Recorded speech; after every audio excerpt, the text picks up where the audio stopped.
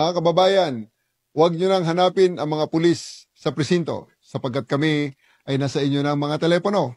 Dial 911, darating kami sa loob ng 5 minuto. Lilingkod sa bawat Pilipino at magbibigay ng tamang impormasyon para sa tahimik at maayos na Pilipinas. Police News Network, alagad ng batas, tagapagtaguyod ng balitang pulis, sandigan ng mamamayan, patnubay ng katotohanan. Kampo Krame, maghahatid ng pinakahuling kaganapan at nagbabagang balita. Ito ang PNN Police News Network. At ngayon, ang inyong mga tagapagbalita. Magandang araw, bagong Pilipinas. Kami ang inyong alagad ng batas, tagataguyod ng Balitang Pulis, Police Captain Nomer Macaraig. At Patrolwoman Mary Grace Artizuela mula sa PNP Anti-Cybercrime Group, maghahatid sa inyo ng tamang balita, kwento ng pulis at serbisyo para sa mamamayan. At ito ang PNP News Online. Ang pangunahing balita ng Police News Network, alagad ng batas, tagataguyod ng Balitang Pulis.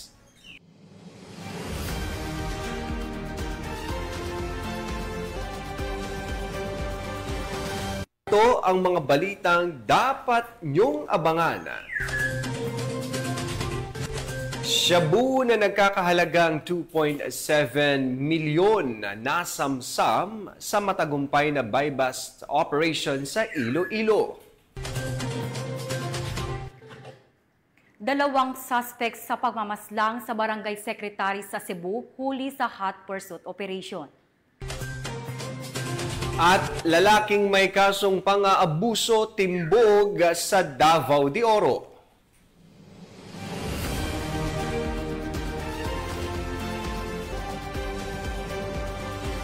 Narito ang mga balitang hatid ng ating PNN correspondents mula sa iba't ibang panig ng bansa.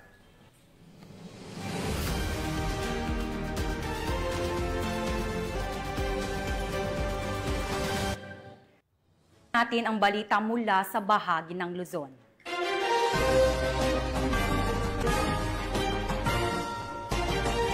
Tigil ang kapulisan sa rehiyon ng Cordillera sa pagsugpo sa ilegal na droga. Kaya naman sa nagpapatuloy na marijuana eradication sa naturang lugar, matagumpay na sinira ng mga otoridad ang tinatayang 1.2 milyong pisong halaga ng fully grown marijuana plants sa Tinglayan, Kalinga. Tinitiyak naman ng PNP na kanilang ipagpapatuloy ang walang humpay na operasyon upang tuluyang mapuksa ang mga ilegal na aktibidad sa rehiyon. Gayon din ang pagpapanatili ng kaayusan at kaligtasan ng mga mamamayan. Patrolwoman Lizelle Digman sa report.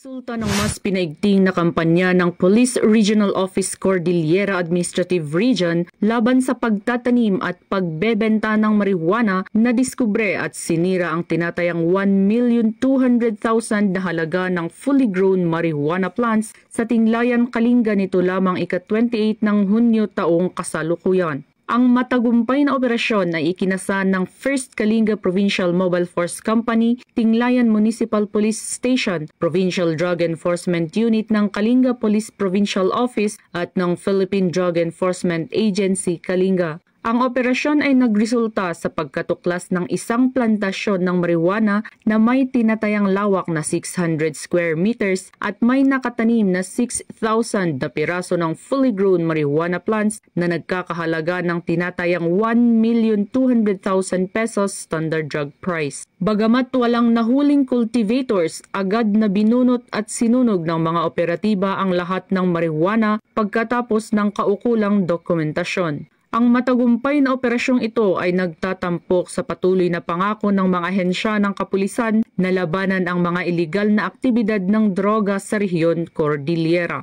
Ang pagpuksang ito ng kapulisan ay bilang pagsuporta sa isinusulong ng Pangulong Ferdinand R. Marcos Jr. na whole-of-nation approach na kinakailangan para masugpo ang paglaganap ng illegal na droga at maging illegal drug-free ang bansa. Mula dito sa Rehiyon Cordillera, ako ang inyong PNN correspondent, Patrolwoman Digman, alagad ng batas, taga-taguyod ng Balitang Pulis. Maraming salamat, Patrolwoman Digman. Sa presintuang bagsak ng isang high-value individual na kabilang sa drug watch list ng rehiyon matapos maaresto sa isinagawang bypass operation ng PNP sa Isabela. Nakatutok dyan si Patrolwoman Jerilyn Culico.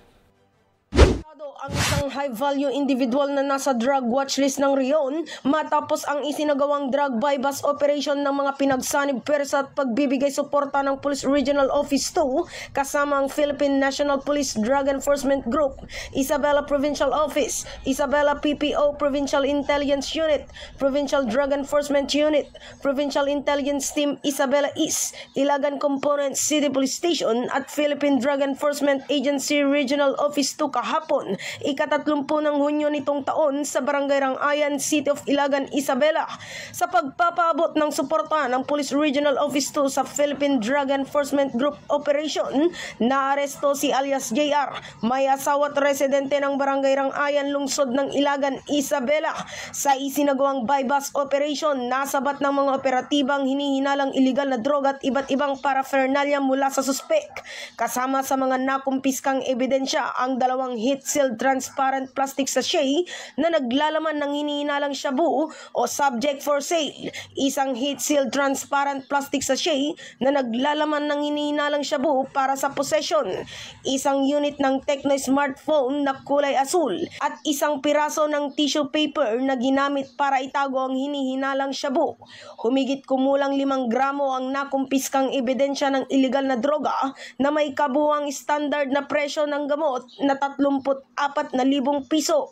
Ang naaresto ay kasalukuyang nasa kustodiya ng Ilagan Component City Police Station at maharap sa kasong paglabag sa RA 9165 o Comprehensive Dangerous Drugs Act of 2002. Samantala, pinuri ni Police Brigadier General Antonio P. Maralag Jr., Regional Director ng Police Regional Office 2, ang tagumpay ng operasyon at idiniin ang kahalagaan ng patuloy na pagtutulungan sa paglaban sa iligal na droga. Ang tuloy-tuloy na koordinasyon sa pagitan ng Philippine Drug Enforcement Group at Police Regional Office 2 ay nagpapakita ng lakas ng pinagsama-samang operasyon ng pulisya sa pagkamit ng isang lipunang walang droga. Bilang pangunahing tagapagpatupad ng batas sa Rehiyon 2, patuloy na sinusuportahan ng Police Regional Office 2 ang pambansang pagsisikap sa pamamagitan ng pagpapahusay sa mga lokal nitong kampanya laban sa iligal na droga, pagpapalakas ng mga intelligence network at pakikipagtulungan sa mga stakeholder at iba pang ahensyang nagpapatupad ng batas. Mula dito sa Lambak ng Cagayan, ako ang inyong Police News Network Correspondent, Patrolwoman Jerilyn Culico, alagad ng batas, taga-taguyod ng Balitang Pulis. Maraming salamat, Patrolwoman Culico. Nasa kote ang 4 na katao sa isinagawang bypass operation sa Malolos, Bulacan, habang nakumpiska naman mula sa mga ito ang mahigit 400,000 pisong halaga ng hinihinalang shabu. Nakibalita dyan si Patrolwoman Mildred Tawagon. Ang 4 na katao sa isang matagumpay na bypass operation na isinagawa ng Station Drug Enforcement Unit ng Malolos City Police Station sa Kampuput Street, Barangay Ligas, lungsod ng Malolos, Bulacan. Arestado ang 4 na katao sa isang matagumpay na bypass operation na isinagawa ng Station Drug Enforcement Unit ng Malolos City Police Station sa Kampuput Street, Barangay Ligas, lungsod ng Malolos, Bulacan. Kinilala ni Police Lieutenant Colonel Romel E. Gineblaso, hepe ng Malolos City Police Station, ang mga sospek na sina alias Romeo, 55 taong gulang, isang tricycle driver, ang kanyang live-in partner na si alias Ross, 33 taong gulang, alias Romy, 50 taong gulang, at alias Akihiro, 29 taong gulang na pawang mga residente ng naturang barangay. Ayon kay Police Lieutenant Colonel Gineblaso, nasamsam mula sa mga sospek ang tinatayang 69.5 gramo ng hinihinalang shabu na may standard drug price na 472,600 pesos. Patuloy ang pinaigting na kampanya ng Bulacan PNP sa ilalim ng pamumuno ni Police Colonel Angel L. Garciliano, Acting Provincial Director ng Bulacan Police Provincial Office, laban sa iligal na droga upang matiyak ang kapayapaan, kaayusan at kaligtasan sa kanyang nasasakupan. tungo sa isang maunlad na bagong Pilipinas. Mula dito sa Bulacan Police Provincial Office, ako ang inyong PNN Correspondent, Patrolwoman Mildred A. Tawagon, alagad ng batas, tagataguyod ng balitang pulis. Maraming salamat, Patrolwoman Tawagon.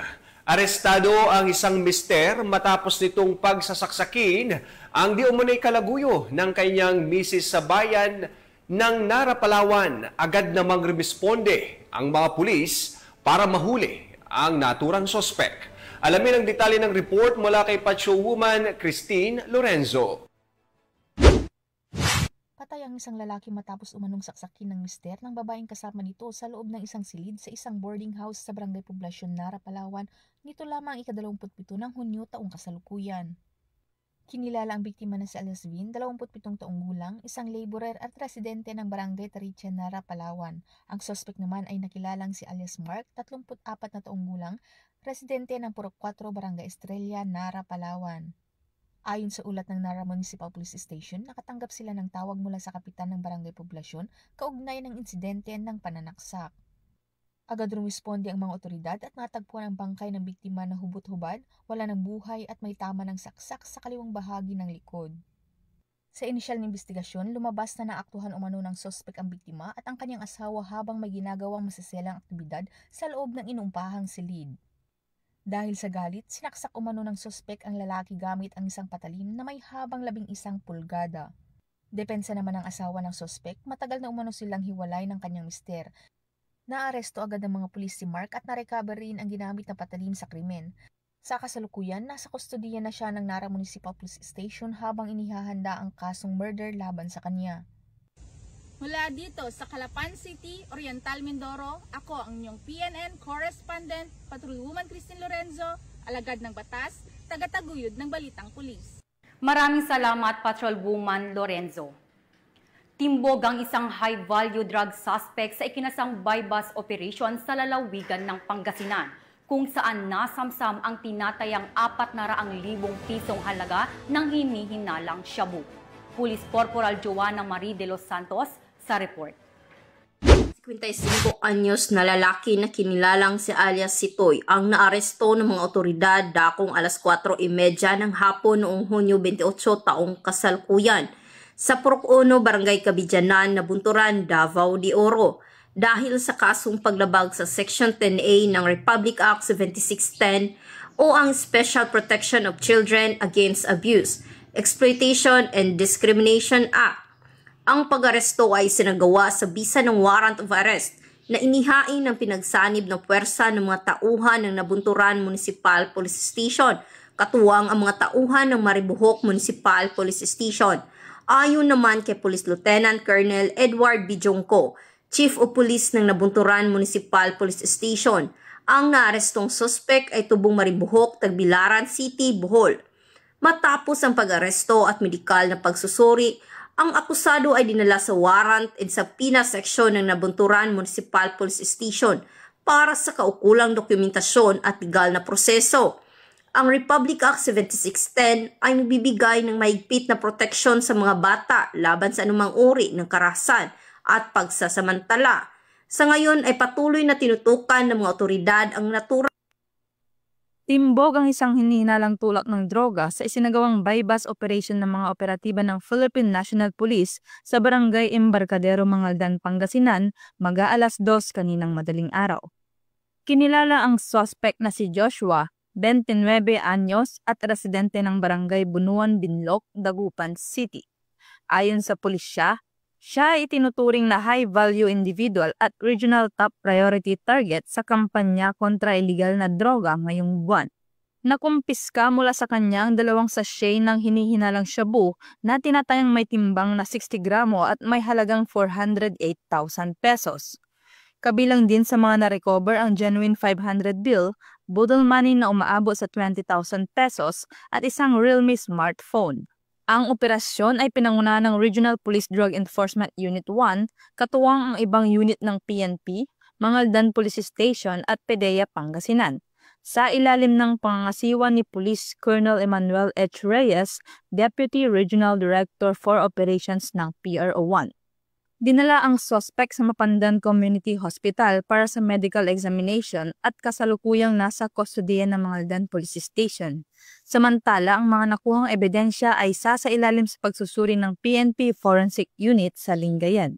Haharap naman ang suspect sa kasong paglabag sa Section 5 at 11 ng Republic Act 9165 o Comprehensive Dangerous Drugs Act of 2002. Ang operasyong ito ay patunay ng maigting na kampanya ng pamahalaan laban sa iligal na droga bilang bahagi ng advokasiyang sa Bagong Pilipinas, ang gusto ng pulis, ligtas ka. Mula dito sa Ilocos Region, ako ang iyong PNN Correspondent, Police Corporal Joanna Marie N. de los Santos, alagad ng batas, tagataguyod ng Balitang Pulis. Maraming salamat, Corporal de los Santos.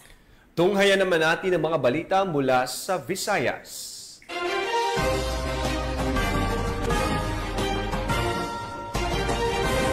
Hindi umabot sa kanilang inaasam na bentahan ang tatlong hinihinalang tulak ng droga matapos mahuli sa isang matinding buy-bust operation sa bayan ng Miagao, Iloilo, kung saan nasabat ang tinatayang 2.7 milyong pisong halaga ng hinihinalang shabu.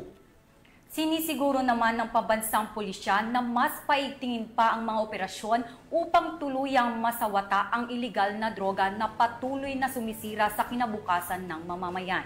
Magbabalita dyan si Patrolwoman Andrea Dominic de Palubos.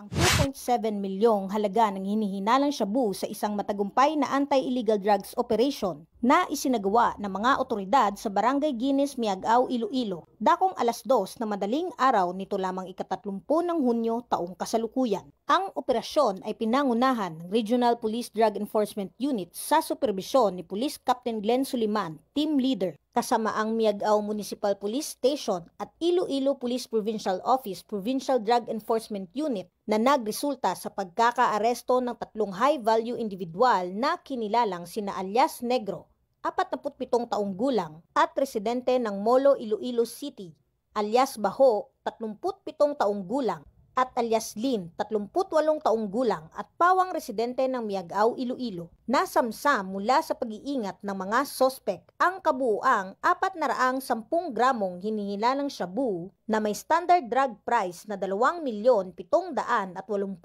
piso. Kasama rin sa mga nakumpiskang ebidensya ang isang hindi lisensyadong .38 caliber revolver na may 4 na bala, isang digital weighing scale, mga drug paraphernalia at buy-bust money na 12,500 piso at iba pang non-drug items. Kasalukuyang nasa kustudiya na ng pulisya ang mga suspetsado para sa tamang disposisyon at harap sa kasong paglabag sa RA 9165 o ang Comprehensive Dangerous Drugs Act of 2002 at RA 10591 o ang Comprehensive Firearms and Ammunition Regulation Act. Ang operasyong ito ay patunay ng masigasig at walang humpay na kampanya ng Philippine National Police laban sa iligal na droga bilang bahagi ng kanilang adhikain na mapanatili ang kaayusan at kaligtasan sa mga pamayanan. Sa tulong at kooperasyon ng sari-saring sektor ng pamahalaan at suporta ng komunidad, patuloy nating binubuo ang isang mas ligtas, mas maayos at mas maliwanag na kinabukasan para sa bawat Pilipino. Mula dito sa Police Regional Office 6, ako ang inyong Police News Network Correspondent, Patrolwoman Andrea Dominic de Palubos, alagad na batas, tagataguyod ng Balitang Pulis. Maraming salamat, Patrolwoman de Palubos.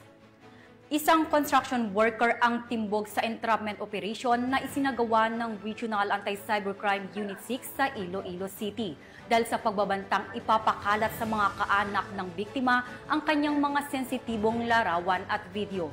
Yan ang balitang aking tinutukan. Arestado ang isang construction worker sa barangay Nabitasan, Lapas, Iloilo matapos ireklamo ng kanyang dating kasintahan dahil sa pagbabanta nitong ipapakalat sa mga kaanak ng biktima ang kanyang mga sensitibong larawan at video kung hindi siya papayag makipagkita sa suspect. Agad na kumilos ang mga tauhan ng Regional Anti-Cybercrime Unit 6 katuwang ang Iloilo City Police Station 2 at nagsagawa ng isang entrapment operation na nagresulta sa pagkakaaresto kay alias JM, 30 anyos at residente sa lugar kung saan ito inaresto. Nahaharap ngayon ng suspect sa mga kasong grave coercion, photo and video voyeurism at Violence Against Women and Their Children Act. Siya ay kasalukuyang nasa kustodiya ng Iloilo City Police Station 2 para sa karampatang dokumentasyon at disposisyon ng kanyang kaso. Patuloy ang paalala ng mga otoridad na agad ipagbigay alam sa kinaukulan ang anumang uri ng pananakot o pangingikil gamit ang sensitibong impormasyon o materyales upang ito ay agarang maaksyonan. Ang mga involved po dito sa kaso na ito ay dating magkasintahan. Ang binibidyohan nila ang kanilang mga private moments at kalaunan nung hindi na sila magkasundo ay ginagamit ng lalaki ang mga video na ito para i-pressure yung babae na gawin muli ang gusto nitong lalaki. So paalala ko lang sa mga magkasintahan dyan, mag-ingat po tayo, huwag po tayong papayag na binibidyohan ang ating private moments. O kundi kaya, mag-ingat po tayo na baka sekreto tayong nabibidyohan. Mula dito sa Campo Crame, ako ang inyong PNN correspondent, Patrolwoman Mary Grace Artizuela, nagbabalita para sa Police News Network, alagad ng batas, tagataguyod ng balitang pulis. Maraming salamat, Patrolwoman Artizuela. Himas rehas ngayon ang dalawang sospek sa pagpatay sa isang barangay secretary matapos silang maaresto sa mabilis na hot pursuit operation ng pulisya sa Cebu. Tinutukan niya ni Patrolwoman Judith Nicanor.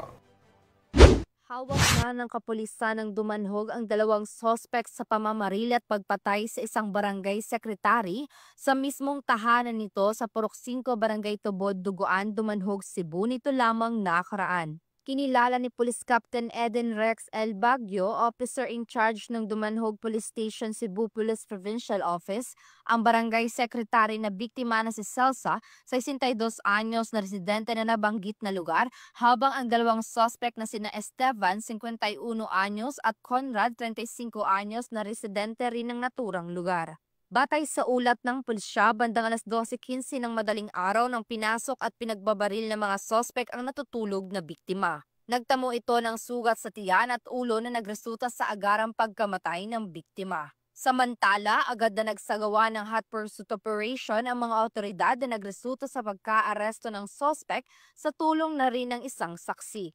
Kasalukuyang nasa kustodiya ng Dumanhog MPS sa mga sospek at maharap sa kasong murder. Magandang araw sa ating lahat. Ako po si Police Captain Eden Rex Baguio, Officer in Charge ng Dumanhog Municipal Police Station. Sa pamumuno ng ating Regional Director na si Police Brigadier General Rodrigo Atienza Maranan ng Police Regional Office 7 at sa paggabay ng ating Provincial Director na si Police Colonel Hubito M. Atanasio ng Cebu Police Provincial Office. Ang buong puwersa ng Dumanhog Municipal Police Station ay taos-pusong nakikiramay sa pamilya at mga mahal sa buhay ni Ginang Celsa. Ang kanyang sinapit ay isang malupit at walang saysay na karahasang labis naming kinukundina. Sa tulong at kooperasyon ng komunidad, agad nating natukoy at naaresto ang mga sospek sa karumal-dumal na krimen. Ito ay patunay na kapag nagtutulungan ang pulisya at mamamayan, mabilis nating naihatid ang hustisya. Muli, inihikayat namin ang lahat na patuloy na makipagtulungan sa ating mga otoridad. Huwag tayong matakot na magsalita dahil ang pananahimik ay nagbibigay daan sa patuloy na karahasan. Ang Dumanhog PNP ay mananatiling tapat sa tungkulin, maglilingkod, magbabantay at lalaban para sa kapayapaan at hustisya ng bawat mamamayan. Sa alaala ni Gina Redondo at sa lahat ng biktima ng karahasan, hindi kami titigil hanggang makamit ang katotohanan at katarungan. Mula dito sa Central Visayas, ako ang inyong Police News Network Correspondent, Patrolwoman Judith Nicanor, alagad ng batas, tagataguyod ng balitang pulis. Maraming salamat, Patrolwoman Nicanor. Narito naman ang mga balita mula sa bahagi ng Mindanao.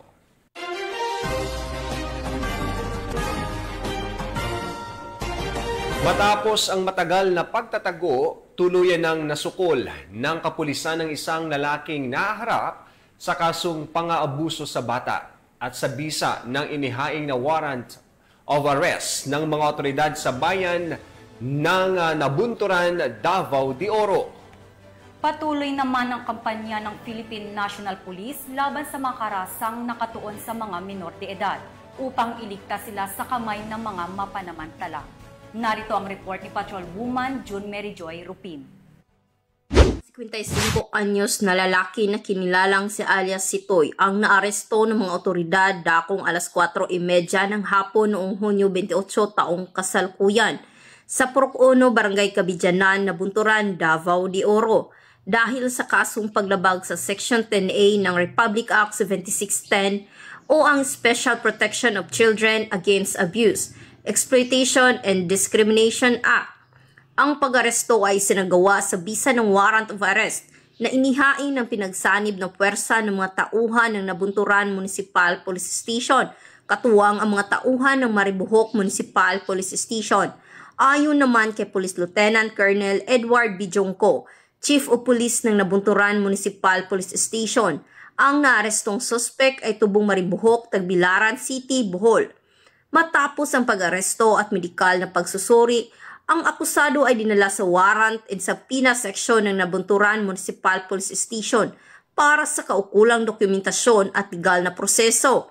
Ang Republic Act 7610 ay nagbibigay ng mahigpit na proteksyon sa mga bata laban sa anumang uri ng karahasan at pagsasamantala. Sa ngayon ay patuloy na tinutukan ng mga otoridad ang naturang kaso upang masiguro ang hustisya para sa biktima. Mula dito sa Police Regional Office 11, ako ang inyong PNN correspondent, Patrolwoman June Mary Joy Rupin, alagad ng batas, tagataguyod ng balitang pulis. Maraming salamat, Patrolwoman Rupin. Bagsak sa kamay ng batas ang isang hinihinalang drug personality matapos maaresto sa ikinasang buy-bust operation ng mga otoridad sa bayan ng Villanueva, Misamis Oriental. Ang report mula kay Patrolwoman Danessa Berdos.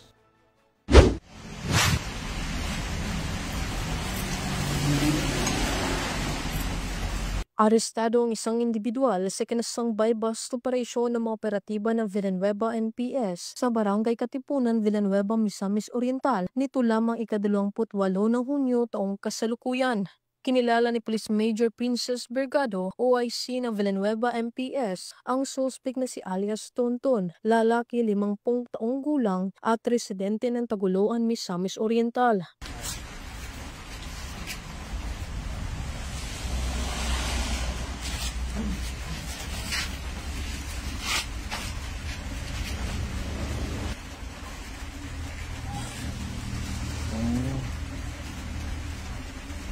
Sa ikinasang operasyon ng mga operatiba ay nakumpiska ang 12 maliliit na pakete ng hinihinalang shabu, isang cellphone, isang 500 peso bill na ginamit bilang buy-bust money at iba pang mga non-drug items. Naharap ang suspect sa kasong paglabag sa RA 9165 o Comprehensive Dangerous Drugs Act of 2002. Mula dito sa Camp Capistrano, Gusa, Cagayan de Oro City, ako ang inyong Police News Network correspondent, Patrolwoman Danessa Berdos, alagad ng batas, tagataguyod ng balitang pulis. Maraming salamat, Patrolwoman Berdos. Sa gitna ng patuloy ng kampanya kontra iligal na droga, isang hinihinalang drug pusher ang nadakip sa buy-bust operation kung saan nasamsam ang tinatayang 300,000 pisong halaga ng hinihinalang shabu. Patrolwoman Resali Umalay, ibalita mo.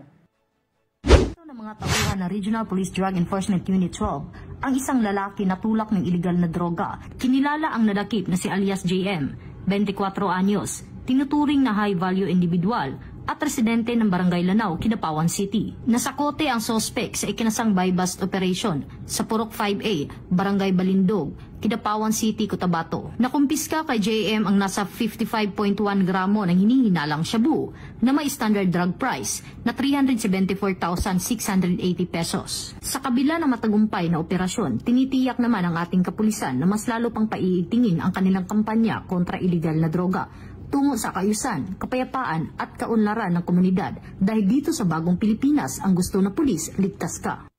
Mula dito sa General Santos City, ako ang inyong PNN correspondent, Patrolwoman Resali Umalay, alagad ng batas, tagataguyod ng balitang pulis. Maraming salamat, Patyo Human Umalay.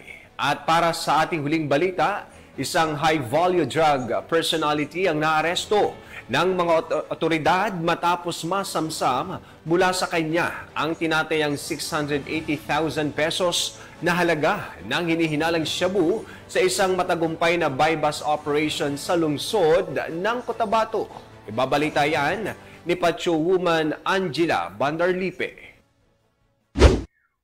Arestado ang isang high-value individual at nasamsamang 680,000 pesos halaga ng shabu sa ikinasang joint anti-illegal drug buy-bust operation sa Barangay Poblacion 5, Cotabato City nito lamang ika-29 ng Hunyo taong kasalukuyan.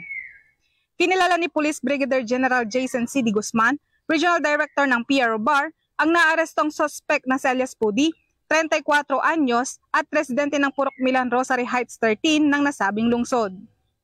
Dakong alas 11:45 ng umaga, nang isagawang operasyon ng mga operatiba ng PNP Drug Enforcement Group, Special Operation Unit Bangsamoro Autonomous Region, katuwang Cotabato City Police Station 1, IMEG PNP, RIU at PIDEA Barmat nasamsam mula sa suspect ang dalawang jumbo-size na plastic sachet na naglalaman ng hinihinalang shabu na may kabuuang bigat na 100 gramo at tinatayang nagkakahalaga ng 680,000 pesos marked by bus money na ginamit sa operasyon. Nasa kustodiya na ngayon ng PNP Drug Enforcement Group, Special Operation Unit BAR ang suspect at nakatakdang sampahan ng kasong paglabag sa ilalim ng Republic Act 9165 o ang Comprehensive Dangerous Drugs Act of 2002. Ang matagumpay na operasyong ito ay patunay ng mas pinaigting ng kampanya ng PNP at mga katuwang na ahensya laban sa iligal na droga sa rehiyon. Ipinapaalala ng pamunuan ng ProBAR ang kanilang matibay na paninindigan laban sa kriminalidad at ang patuloy na pakikisa sa mga komunidad upang masugpo ang mabanta sa kapayapaan at kaayusan. Mula rito sa rehiyon ng Bangsamoro, ako ang iyong Police News Network Correspondent, Patrolwoman Angela Bandarlipe, alagad ng batas, tagataguyod ng balitang pulis. Maraming salamat, Patrolwoman Bandarlipe. At yan po ang mga balitang nakalap ng ating PNN correspondents mula Luzon, Visayas at Mindanao. At dahil nga po ngayon ay buwan na ng July 1, 2025, mamaya po ay gaganapin ang kick-off ceremony ng 30th Police Community Relations o PCR Month 2025 dito po sa Campo Crame. Inayayahan po natin ang lahat ng mga kapulisan, katuwang ang mga ahensya at ang ating mga kababayan na makiisa sa pagsisimula ng buwan ng mas pinaigting na ugnayan at pagtutulungan ng pulisya at ng komunidad. Ang seremonya ay sabayang ipagdiriwang sa iba't ibang rehiyon at itinatampok ang mga programa at inisyatibong naglalayong palakasin ang kapayapaan, kaayusan at partisipasyon ng mamamayan sa pagbuo ng ligtas at nagkakaisang bansa tungo sa isang bagong Pilipinas. Yan po, sa lahat po ng ating mga kasamahang pulis at sa ating po mga katuwang na komunidad, happy PCR Month sa ating lahat. At syempre binabati ko po ang aking alma mater, ang Barang Bulihan Integrated Senior High School ng 30th founding anniversary, 30 taon na ang ating paaralan. Sa lahat po ng ating mga naging guro at sa mga guro po ng ating paaralan at sa lahat po ng taong nasa likod nito para magkaroon po ng high school sa ating barangay, maraming salamat po sa inyong lahat. At sa lahat po ng aking maging classmate po dyan sa Barangay Bulihan, maraming salamat and congratulations sa atin. At sa ngalan po ng pamunuan ng Philippine National Police sa pangunguna ni PNP Chief Police General Nicolas Torre III at sa pamumuno ni President Ferdinand Bongbong Marcos Jr., kami po ay maglilingkod sa bawat Pilipino at magbibigay ng tama at balansing balita. At huwag nyo na pong hanapin ang mga pulis sa mga presinto sapagkat kami po ay nasa inyo ng mga telepono. Dial 911, darating kami sa loob ng 5 minuto. Sa bagong Pilipinas, ang gusto ng pulis, ligtas ka. At mula po dito sa tanggapan ng tagapag-ugnay ng Pambansang Pulisya, kami po ang inyong alagad ng batas, tagataguyod ng balitang pulis, sa ngalan po ng aming Direktor, Police Brigadier General Marvin Josaro. Ako po si Police Captain Nomer Macaraig. At Patrolwoman Mary Grace Artizuela mula sa PNP Anti-Cybercrime Group maghahatid ng tamang balita, kwento ng pulis at serbisyo para sa mamamayan. At ito ang PNP News Online. Ang pangunahing balita ng Police News Network.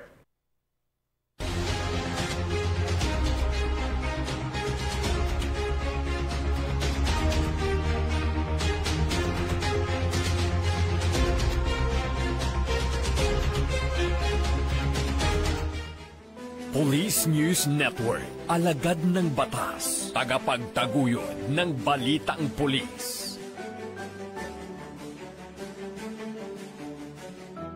Mga kababayan, huwag nyo nang hanapin ang mga pulis sa presinto sapagkat kami ay nasa inyo ng mga telepono. Dial 911, darating kami sa loob ng 5 minuto.